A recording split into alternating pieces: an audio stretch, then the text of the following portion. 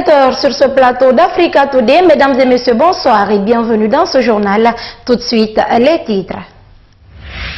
Célébration ce mercredi en différé de la 29e journée de l'Organisation ouest-africaine de la santé en Guinée, une occasion saisie par l'Agence nationale de sécurité sanitaire en vue de mieux faire connaître le thème de cette année 2016. Suite aux accords issus du dialogue politique interguinéen sur l'indemnisation des victimes de pillage relatif à l'année 2013, l'URTELGUI monte au créneau et sollicite aussi le dédommagement de certains médias privés également victimes avant cette année en Guinée. La Cour pénale internationale appelle les acteurs de la République démocratique du Congo à la retenue. Une délégation du bureau du procureur de la CPI séjourne depuis le 16 octobre à Kinshasa. C'est tout pour les titres. Bienvenue à tous. Les conclusions du dialogue dit du 12 octobre 2016 continuent de diviser les acteurs autour du point relatif aux élections de proximité. Ce mercredi, dans l'émission La Tribune de l'actualité plus sur Chéri FM TV, le secrétaire général de la NGR s'est prononcé lui aussi sur le mode de désignation des chefs de quartier et district. Même si David Camara salue la tenue du dialogue, il propose tout de même quelques améliorations pour la satisfaction de tous. Daouda Mohamed Camara. RPG Arc-en-Ciel et l'UFDG. Ce sont ces deux partis qui ont empoisonné l'existence de la paix sociale. Et c'est justement en cela que sont surpris plusieurs observateurs que les deux partis accordent les violons pour s'entendre quasiment sur tous les points au menu du dialogue de 2016. Une surprise qui conduit certains à parler de deal entre l'opposition républicaine et la mouvance présidentielle. Soupçon que le secrétaire général de la NGR n'aimait pas d'emblée en doute. Mais néanmoins, David Camara salue cette entente. Je ne mets pas ça en doute. Cependant, comme c'est les deux plus grands partis du pays, il faut le reconnaître. Ils peuvent se mettre d'accord pour arriver à un accord. Si maintenant la démarche suivie les pousse à piétiner quelque peu les lois existantes, je pense qu'il faut d'abord saluer l'accord auquel ils sont parvenus. La société civile est certes d'accord sur tous les points pour la préservation de la paix, sauf, selon elle, ces points qui restreignent un droit de vote des citoyens. À ce sujet, l'honorable David Camara invite les acteurs à une synergie pour la perfection du contenu de l'accord. Si sur tous les autres sujets, ils sont d'accord, même ceux qui ne sont pas d'accord aujourd'hui sont d'accord, le seul point sur lequel ils ne sont pas d'accord, essayons de faire en sorte que tout le monde soit d'accord là. Alors, réfléchissons. La déclaration de la société civile, elle mérite réflexion. Le peuple de Guinée ne peut être pris en otage par sa classe politique. Au général Bourema Condé, sa mission n'est pas terminée. Il doit terminer sa mission en faisant en sorte que le citoyen choisisse lui-même celui qui le représente. Mais les gens doivent abandonner cette attitude guerrière. Dès qu'il y a le plus petit événement, on veut tourner ça en situation de guerre civile. Pendant ce temps, il importe de se poser la question de savoir si par simple accord non encore adopté par le législateur, il y a violation d'une quelconque loi. Là-dessus, le point de vue des juristes reste divergent. Indemnisation des victimes de pillage de 2013, des médias victimes doivent aussi bénéficier. Suite à l'accord trouvé autour de ce point lors du dernier dialogue, l'URTELGUI demande que des radios et télévisions qui ont subi des actes de pillage avant cette date soient aussi rétablis dans leurs droits. C'est un plaidoyer dans une déclaration que l'Union des radios et télévisions libres de Guinée a fait ce mercredi à Koleya. Alceni Diallo. Indemniser toutes les victimes de pillage et de vandalisme post-électoral de 2013, c'est le 9e point d'accord issu du dialogue politique interguinéen du 12 octobre dernier. Et ce point fait beaucoup d'heureux, notamment l'Union des radios et télévisions libres de Guinée. Ce mercredi, cette association a, dans une déclaration, invité l'État de passer désormais de la parole à l'acte. L'URTELGUI s'est senti intéressé. Parce que au sein de l'URTELGUI, on a plusieurs membres qui ont été victimes de violences politiques dans ce pays. Donc il était question pour nous de faire une déclaration de rappel et d'interpeller l'opinion nationale et internationale sur la partie l'indemnisation des victimes avant l'organisation des élections législatives de 2013, pendant l'organisation et après. L'Urtelgui a dans la même déclaration sollicité une dérogation pour des médias qui ont été aussi victimes de pillages et de vandalisme sous le régime général Lansana Conté. Le lundi 12 février 2007, suite à un mitraillage commis par un commando d'une quinzaine d'hommes surarmés, la radio Liberté FM a cessé d'émettre durant de longs mois. Les investissements de l'ordre de 871 187 000 francs guinéens sont ainsi partis en fumée, ce qui a aussi entraîné la perte des recettes de trésorerie et de la mise au chômage d'une bonne partie du personnel. À ces médias, il faut ajouter les radios Renaissance FM, Soleil FM, Espace FM et Baté FM. Pour le président de l'Union des radios et télévisions libres de Guinée, son association mettra tout en œuvre pour atteindre son objectif dans ce sens. Nous adressons aux intellectuels, aux gens réfléchis, nous ne sommes pas dans la jungle. Et pour le moment, la loi nous autorise de faire recours à tous les moyens légaux. Si rien n'est fait, il y a des instances, il y a des juridictions compétentes qui pourront trancher soit à l'intérieur ou à l'international. Donc, pour le moment, nous allons user de tous les moyens possibles pour nous faire entendre et pour que nous soyons rétablis dans nos droits. En attendant que la commission d'indemnisation ne soit mise en place, l'Urtelgui dut se documenter pour que ces médias soient pris en compte. 4 universités du pays seront bientôt construites, rénovées et agrandies. L'information a été donnée ce mercredi par le ministre de l'Enseignement supérieur et de la Recherche scientifique. Abdoulaye Baldé était donc l'invité de l'émission La Tribune de l'Actualité Plus.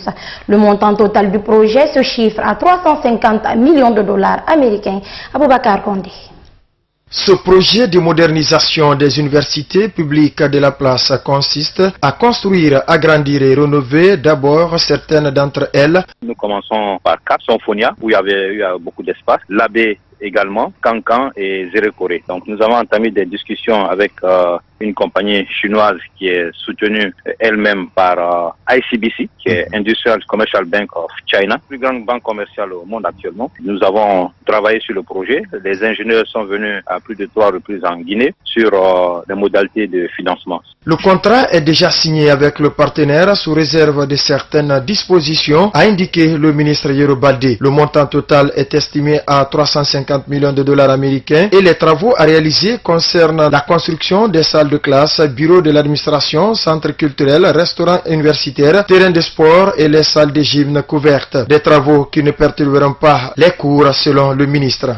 On construit de nouveaux bâtiments. Les anciens bâtiments restent pour le moment en place jusqu'à ce qu'on finisse de construire les nouveaux bâtiments. Donc les étudiants peuvent toujours aller en classe. Et lorsque les nouveaux bâtiments seront disponibles, on procédera à la destruction des anciens bâtiments qui n'ont pas la nature. Par ailleurs, le ministre Baldé est revenu sur ce qui sous-tend la politique de l'enseignement supérieur depuis qu'il est à la tête du département. Il y a la gouvernance, il y a les infrastructures, il y a les équipements et aussi la formation des formateurs et aussi toutes les conditions de vie et de travail qui sont liées à ces formateurs-là. Pour la langue arabe qui fait assez de bruit dans la cité, pas question d'envoyer les boursiers en première année dans les universités publiques. L'orientation reprendra ses droits pour cette filière à partir de l'année prochaine, a conclu le chef du département Abdoulaye Baldé.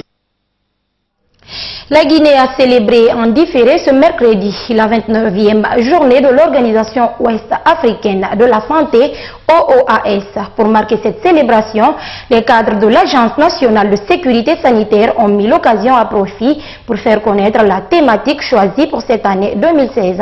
Plus de précisions avec Aïssata Fofana.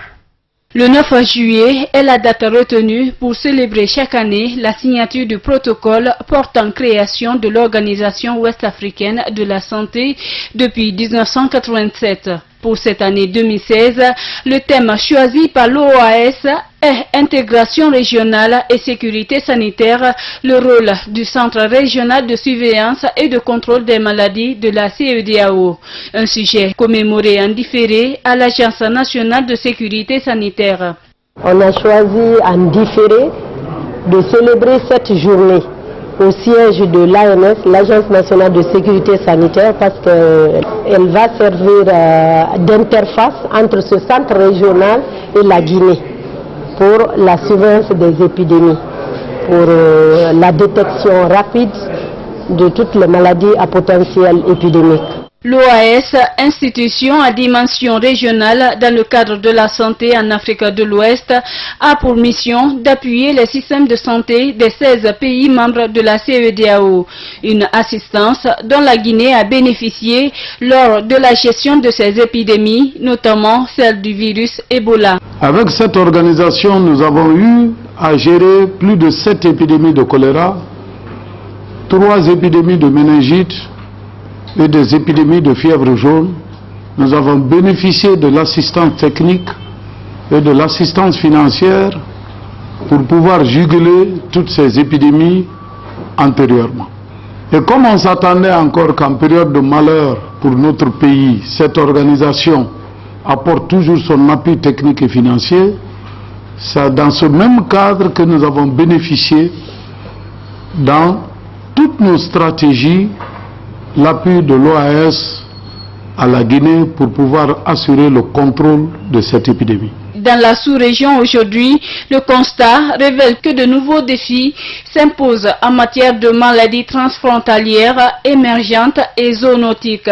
C'est pourquoi la CEDEAO en appelle à une réponse commune prompte en vue de limiter les dégâts. Les fistules obstétricales touchent, selon l'OMS, 5 millions de femmes à travers le monde. Selon la même enquête, 74% des femmes atteintes de cette maladie vivent en Afrique subsaharienne. Justement, c'est pour freiner son évolution qu'une campagne d'information et de sensibilisation a été lancée ce mercredi par le ministère de l'Action sociale, de la promotion féminine et de l'enfance. Objectif, prévenir d'éventuels cas et surtout prendre en charge les victimes de cette maladie. Mariée à l'âge de 16 ans, Fatmata Binta Diallo a contracté une fistule obstétricale lors de son premier accouchement et elle a été chassée par son époux. C'est lors de mon premier accouchement que j'ai eu cette maladie. Mon mari m'a abandonné, c'est mes parents qui m'ont soutenu et m'ont conduit à l'hôpital Jean-Paul II. Dieu merci, je suis guérie. Et comme vous le constatez, la fistule est devenue de nos jours un phénomène de société et un fléau qui atteint l'intégrité physique et morale des femmes. Une conséquence considérable pour les victimes. Un triple rejet des femmes par leur époux, leur propre famille et par leur communauté face à l'ampleur de ces fléaux. Une raison de plus pour le centre de la CEDEAO pour le développement du genre d'inscrire dans son programme d'action stratégique le programme d'appui aux femmes atteintes des fistules pour 8 pays de l'Afrique de l'Ouest. La mise en œuvre de ce programme contribuera à éradiquer cette maladie. Tout de même, la ministre de l'Action sociale, de la promotion féminine et de l'enfance se réjouit des résultats obtenus entre 2008 et 2016 au centre de référence Jean-Paul II. Sur les 971 cas de fistule obstétricale diagnostiqués, seulement 620 femmes ont reçu une prise en charge, dont 556 guéries. Comme vient de dire le professeur Girassi, nous avons une couverture totale de près de 80% et un taux de réussite de 89% environ. Sanaba Kaba s'engage ensuite à accompagner ce projet et plaide pour une réinsertion socio-professionnelle des victimes. Selon l'ONG de défense des droits de la femme en Guinée, 8 femmes sur 10 sont victimes de violences conjugales et domestiques, soit un taux estimé à 87% sur l'ensemble du territoire national. Ces victimes, sous l'influence de pesanteurs socioculturelles, n'osent souvent dire mot. Pourtant, les violences conjugales sont condamnées par l'article 321 du Code pénal guinéen. Diao Bachir s'est intéressé à ce sujet et suivez son reportage. Cette jeune dame défigurée n'est qu'un symbole des femmes battues. Selon les statistiques de 2009 en Guinée, 8 femmes sur 10 subissent des violences conjugales. Une violence inouïe malheureusement devenue une tradition. L'ONG Femmes, Développement et Défense des droits humains en Guinée observe presque impuissante le phénomène. la femme a moins de pouvoir dans les familles, on suppose que l'homme a tout le pouvoir, de sorte qu'il peut battre sa femme. Et bien entendu, si vous tombez sur un homme qui est violent de nature, c'est très grave. Vous avez ces violences physiques qui sont quelquefois suivies de blessures très profondes qui peuvent même quelquefois conduire à la mort. Cette femme battue est enceinte de 2 mois. Elle vient à peine de sévrer son premier garçon d'1 an et demi. Elle témoigne des coups qu'elle a reçus durant son mariage. Il a commencé à me battre depuis que nous sommes mariés. Il m'a toujours battu, mais la famille demande toujours à ce que je laisse tomber sur le mariage. Des fois, il a même une fois pris un couteau contre moi, mais heureusement, il y a eu les gens qui sont venus pour le contrôler. Souvent, il me bat avec des fils, des fois avec les mains, avec n'importe quoi qu'il a devant ses yeux. Je lui fais rien. Ça, je peux le gérer, même s'il est là, il peut le témoigner. Mais c'est quelqu'un qui est violent. C'est bizarre, je me demande même s'il n'a pas de problème dans la tête, mais quand même c'est bizarre. Un mari violent, des familles complices. Ce cas est loin d'être isolé en Guinée. Les violences physiques, psychologiques, économiques à l'encontre des épouses sont multiples. Un autre type de violence dramatique existe, mais plus caché, le viol. Le plaisir sexuel, il doit être partagé. Vous ne pouvez pas aller à une femme quand elle n'est pas prête. Mais c'est fait de sorte que quelquefois, il y a des hommes qui violent leurs épouses. Parce que quand soit elle est malade, quand elle n'est pas dans son assiette, elle n'est pas prête à t'accueillir et que tu forces, ça devient le viol. Et c'est condamné par l'article 321 du Code pénal. Le viol est un crime. Les rares femmes qui osent affronter le poids de la tradition sont accueillies par l'Office de protection du genre, de l'enfance et des mœurs qui traite les plaintes suivant une procédure. La mission de la police est résumée par l'article 11 du Code de procédure pénale guinéen, l'ancien Code de procédure pénale guinéen, qui stipule en cas d'infraction, c'est-à-dire en cas de violence, notre mission est de constater l'infraction à la loi pénale, rassembler les preuves, rechercher les auteurs et les mettre à la disposition du tribunal. La police des mœurs et toutes les ONG de défense des droits de l'homme savent que la route sera longue. Mais parler est déjà un premier pas important. Il faut aussi que des peines soient infligées aux auteurs de ces crimes. Sinon, les femmes risquent de vivre encore et encore dans la terreur et pour longtemps. Le Fonds des Nations Unies pour la population, UNFPA en abrégé, présentera dans 24 heures le rapport 2016 sur l'état de la population mondiale. L'annonce a été faite ce mercredi par des responsables de cette institution onusienne lors d'une conférence de presse. Le document prend en compte les préoccupations des filles de 10 ans. Les détails avec Salou Yombono. Investir dans les filles de 10 ans. Ainsi s'intitule le rapport 2016 de l'UNFPA sur la population mondiale. En 6 chapitres, le Fonds des Nations Unies pour la population décrit les réalités que traverse la jeune fille de 10 ans. En publiant ce rapport, l'UNFPA incite les décideurs publics à faire de cette couche un maillon important du développement durable. Cette année, le thème, c'est comment investir dans la jeune fille de 10 ans. Parce que la jeune fille de 10 ans devient la clé de développement, la base sur laquelle on peut investir pour pouvoir assurer le développement durable de demain. Parce qu'en investissant sur ces jeunes filles, on assure l'avenir de demain. Et les investissements, comme l'a si bien dit, sont vus du point de vue de la santé et surtout aussi du point de vue de l'éducation. Le rapport sur l'état de la population mondiale note que sur les 25 millions de jeunes âgés aujourd'hui de 10 ans, 60 millions sont des filles qui restent défavorisées et confrontées à d'énormes défis. La base de la femme, c'est évidemment l'âge, le jeune âge de la jeune fille. Et par rapport aux défis auxquels elle se trouve être confrontée, qui sont les défis de l'éducation, de la grossesse, et surtout des avortements et aussi des maladies comme les IST, VIH, SIDA. Ce jeudi 20 octobre, des représentants de plusieurs États seront à Conakry pour mettre le contenu de ce rapport à la disposition du grand public.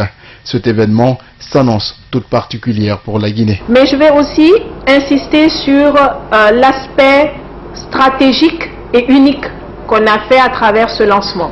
C'est la première fois qu'on lance un rapport à un niveau aussi élevé, niveau du président de la République.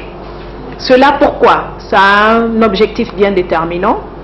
Il consiste de faire en sorte que le président puisse, à un haut niveau, impliquer, engager le gouvernement à produire des politiques, des programmes et des projets en faveur des jeunes filles. Le document aborde également les stratégies que propose l'UNFPA pour faire face à cet énorme défi qui interpelle chaque État du monde. Culture dans ce journal, en prélude de la sortie de son nouvel album prévu le samedi 20 octobre, l'artiste de l'Afrozouk Fodé Barro était devant la presse ce mercredi. Objectif, décliner l'identité de son nouvel opus intitulé Renaissance, une occasion pour le roi du Zouk Manding d'être désormais choisi par l'Observatoire guinéen de sécurité routière et de la mobilité urbaine comme l'ambassadeur de la sécurité routière en Guinée. Reportage Oumar Sow.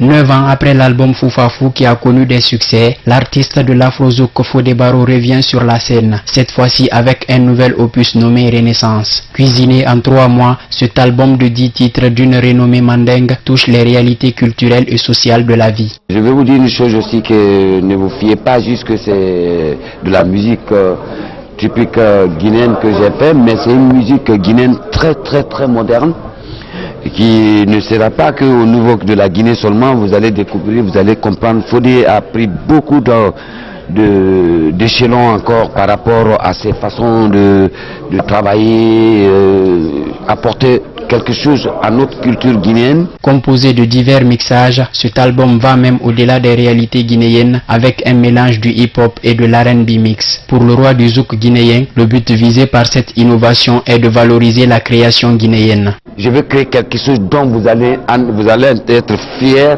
de pouvoir sortir hors de la Guinée, aller trouver que cette culture c'est guinéenne, mais elle est tellement ouverte et elle n'a pas changé, elle reste guinéenne, et que tu vois que les Blancs dansent, les Africains dansent, tout le monde danse. C'est pourquoi j'ai créé une nouvelle danse. Ça c'est dans la série, l'album Le Coup Fatal, où j'ai créé un truc, où j'ai créé une danse guinéenne qui va être dansée partout, qui va s'appeler le Foka Dance. Pour Fodé Barro, son combat est de créer une œuvre culturelle guinéenne qui puisse être consommée mondialement. Le patron du Zouk Manding, désormais ambassadeur de la sécurité routière de son pays, entend aussi s'impliquer dans la sensibilisation des citoyens sur les dangers des routes. Comment tu vas supporter ce coup?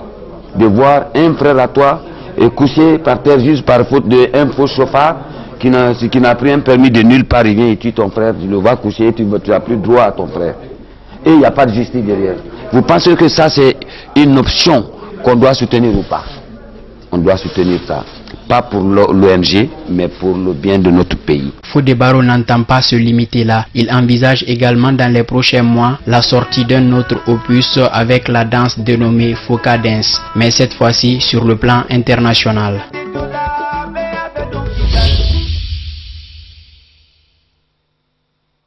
Une délégation du bureau du procureur de la Cour pénale internationale en visite à Kinshasa, en République démocratique du Congo, depuis ce dimanche 16 octobre jusqu'au 20 octobre. Cette mission a pour vocation de mettre en garde les acteurs politiques contre la répétition des violences, notamment celle de septembre 2016. Une rencontre avec le gouvernement congolais, les acteurs politiques et la société civile est également prévue. Regardez. Suite aux violences enregistrées les 19 et 20 septembre 2016, la Cour pénale internationale a entamé lundi 17 octobre 2016 une mission en République démocratique du Congo. Une visite de 5 jours qui s'achèvera le 20 octobre avec pour but de rappeler à tous les acteurs congolais la nécessité d'éviter tout acte de violence criminelle et à prendre les mesures nécessaires à l'avenir. Dans son chronogramme, la délégation de la CPI devrait rencontrer les autorités du pays, les membres des partis politiques, la société civile ainsi que les professionnels des médias congolais. La CPI, au lieu d'agir toujours en aval, il fallait aussi agir en amont pour prévenir déjà la commission des crimes. Cette mission est opportune et les dirigeants politiques congolais et africains d'une manière générale se considèrent parfois comme étant des intouchables. Cette mission, elle est la bienvenue pour déjà prévenir De sorte que si vous commettez ceci, il y a la CPI qui vous attend. Selon le gouvernement congolais, plus d'une trentaine de personnes avaient perdu la vie à Kinshasa lors des manifestations politiques de septembre. Le bureau du procureur de la Cour pénale internationale surveille de près la situation en RDC, où il mène des enquêtes depuis 2004. Il y a eu des violences qui se sont déroulées ici depuis le 19 septembre. Vous savez qu'hier, il y a eu la clôture de travaux du dialogue politique, sanctionnée par la signature de l'accord politique. Ce que la population attend, c'est que réellement cet accord puisse porter des fruits pour que les processus électoraux soient réellement apaisés. Ce que la CPI vient faire ici va dissuader effectivement les acteurs, surtout politiques, quel que soit les rangs de la personne, quel que soit qui qu'il soit, mais dès qu'il est auteur direct ou indirect des violences, la CPI va faire tout pour mettre la main sur lui. La mission de la Cour pénale internationale à Kinshasa se déroule au moment où la majorité présidentielle, une frange de l'opposition et la société civile ont procédé à la signature d'un accord politique pour une gestion consensuelle du pays. Le texte valide le report des élections d'ici à avril 2018. De leur côté, les autres formations de l'opposition non signataires insistent sur le départ du président Joseph Kabila à la fin de son deuxième mandat, le 19 décembre 2016.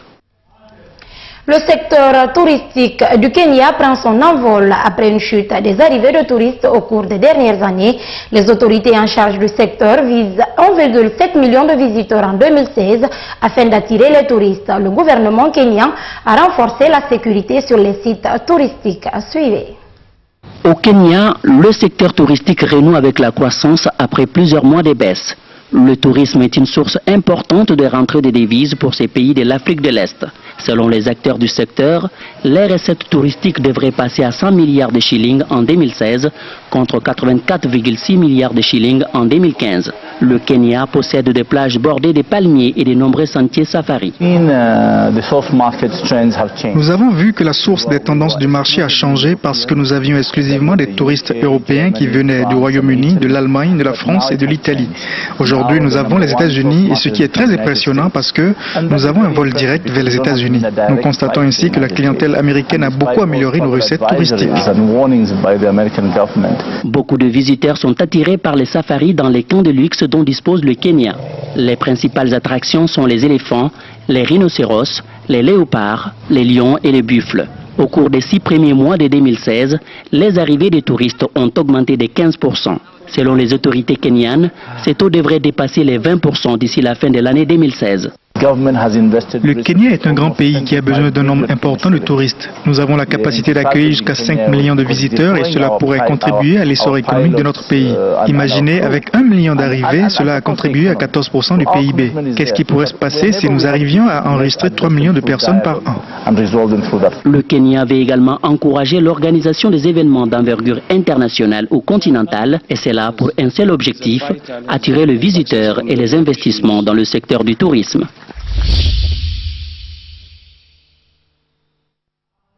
Ce matin à Strasbourg, un professeur a été agressé dans sa classe par un jeune homme extérieur à l'établissement. Le professeur a été frappé au visage, il est légèrement blessé. Regardez. Il est 13h45 ce lundi au lycée Oberlin de Strasbourg, lorsqu'un professeur de mathématiques se fait rouer de coups dans sa propre classe. Son agresseur, un jeune extérieur à l'établissement. Un scénario qui se répète un peu partout en France depuis quelques jours. Vendredi dernier, c'est au lycée Coubertin à Calais qu'un professeur d'électrotechnique se fait casser la mâchoire. Son tort, il a demandé à 2 de ses élèves de se concentrer. Des injonctions qui ne sont pas du goût des jeunes hommes. Les 2 étudiants se lèvent et coincent leur professeur dans un angle de la pièce. L'un d'eux le roue alors de coups. Il a voulu se dégager et des coups importants lui ont été portés par l'un des 2 élèves. Sa mâchoire a été cassée, il a perdu des dents. Cet incident vient s'ajouter à la liste des violences survenues ces derniers jours dans différents établissements scolaires de l'Hexagone. Najat Vallaud-Belkacem condamne ce qu'elle estime être une attaque cible contre la République et non contre l'école. Il faut absolument déposer plainte. Je le leur dis parce que certains d'entre eux peuvent parfois considérer que ça n'est pas si grave, qu'il faut reprendre le travail aussitôt, etc. Ce sont des faits graves qu'il ne faut surtout pas traiter à la légère. Lundi, c'est la proviseure d'un lycée de Tremblay en France, en Seine-Saint-Denis, qui a été frappée après que plusieurs cocktails Molotov ont été lancés sur son établissement. Un établissement qui a déjà été attaqué à 3 reprises depuis le 10 octobre dernier. Le même jour, à Argenteuil, un enseignant a été agressé alors qu'il réprimandait une élève de CE2. Deux jeunes hommes s'en sont pris à lui, le traitant de raciste. L'instituteur a argumenté qu'il était le maître de la petite fille, mais ses agresseurs lui auraient répondu « Le seul maître, c'est Allah ». Dans le même temps, une professeure d'éducation physique et sportive a été frappée par un élève de terminale dans un lycée situé près de Toulouse. C'est la fin de ce journal. À tous, merci de l'avoir suivi. Le programme continue sur Africa Today. Au revoir.